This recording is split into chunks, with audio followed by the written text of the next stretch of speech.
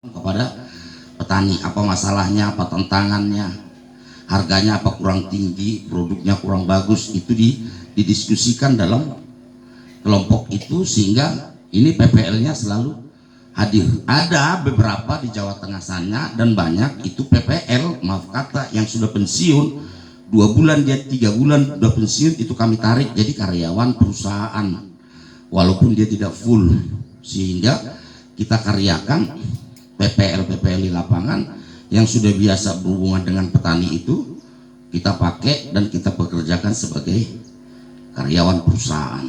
Termasuk ada 3 atau 5 koordinator PPL yang sudah pensiun itu kami pakai Bu di sana karena mereka juga orang yang pantasnya dihargai karena itu yang berhubungan langsung kepada masyarakat ya Pak ya. Nah kemudian setelah dia sampai ke sini selesai, jadi pendataannya sudah selesai ya Pak ya.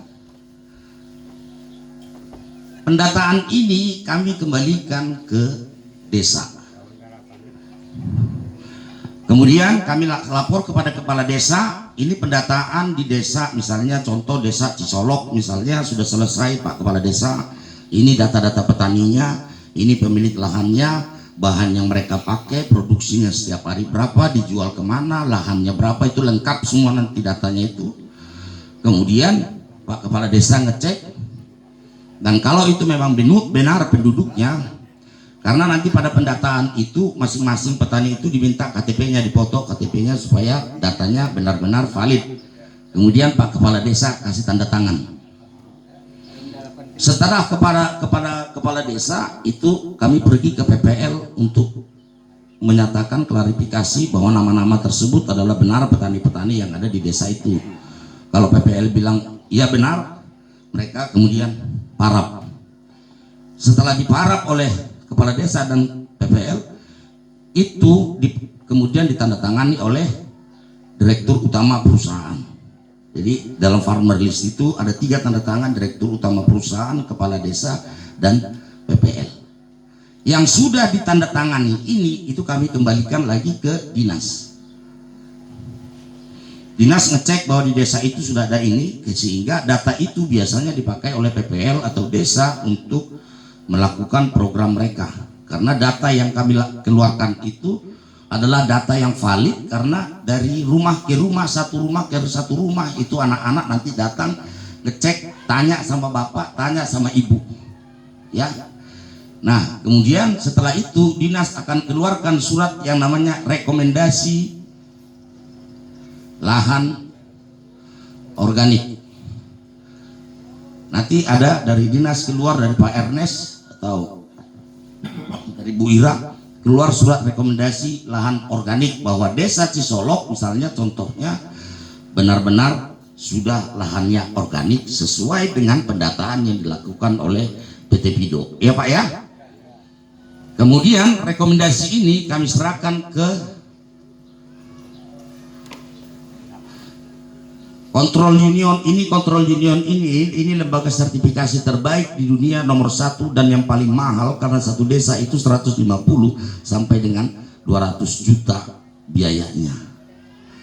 Jadi di luar itu auditornya kami bayar. Kalau dia auditor itu namanya pemeriksa, itu kita bayar. Perusahaan akan bayar auditor itu dengan gajinya, honornya 7 juta satu hari. Jadi kalau dia datang ke lapangan ke desa Cisolok 5 hari periksa lahan bapak, produk bapak dan lain sebagainya, 5 kali 7 juta berarti 35 juta perusahaan harus bayar. Itu honor tok, belum hotelnya, belum makannya, belum transportasinya, di luar uang yang kita keluarkan tadi ya 150 sampai 200 juta. Jadi memang mahal. Yang mau bikin organik ini mahal, nggak gampang ya gitu ya. Jadi butuh uang besar, bukan uang kecil. Nah kemudian auditornya turun. Auditornya ini apakah mau datang dari Belanda, Amerika, orang Indonesia, itu silakan, itu tergantung dengan mereka. Kalau mau datang orang Amerika, auditornya ya orang Amerika. Yang orang Jerman, orang Inggris itu terserah, orang Indonesia. Gitu. Jadi kita bukan yang menentukan, mereka yang akan kirimkan. Nah kemudian auditor itu memeriksa bapak-bapak sekalian sesuai dengan data yang sudah kita sampaikan. Data yang ini kita kirim ke kontrol union, akan mereka periksa. Yang mereka periksa pertama sekali itu adalah lahannya. Nanti bapak ditanya, bapak namanya siapa? Bapak namanya siapa? Pak Buhori. Pak Buhori lahannya disemprot enggak? Hah? Enggak, berarti lulus. Ya lahannya organik. Ya. Jangan disemprot lahan itu pakai pestisida, herbisida, fungisida, inseksida. Kita semprot dia 1 hari ini, 3 tahun lagi dia baru bersih. Itu racunnya dari tanah. Ya. Bapak semprot 1 hari ini, tanggal 20 Agustus nih, mungkin tanggal 24 Agustus. Ya. 24 Agustus 2024 pun racunnya baru hilang di situ.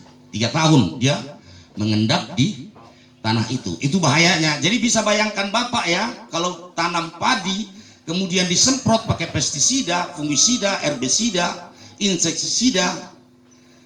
Tahun ini disemprot, tahun depan disemprot, nggak tahu lagi kapan dia harus bersih tanah ini. Bapak kita sekalian itu makan racun. Karena itu pagi sehat, maaf kata sore meninggal karena jumlah racun di tubuh itu sudah tinggi sekali. Ya, hati-hati pemakaian kimia ya Pak ya. Nah, apa yang sekarang tidak disemprot, yang diimpor, jeruk misalnya itu disemprot, cabai disemprot, bawang dari India disemprot, beras dari Vietnam dan Thailand itu disemprot. Ya, kita dikonsumsi makanan yang racun. Saya udah hampir lebih setengah abad umur saya itu, saya tidak pernah makan garam. Saya tidak pernah makan garam, Pak ya. Ini contoh. Tidak pernah minum Sprite, Coca-Cola, terus apa namanya yang sejenis botol-botol M150, kerating deng apa itu namanya itu. Maaf kata Indomie saja itu kalau saya rindu sekali makan mie baru saya mau makan.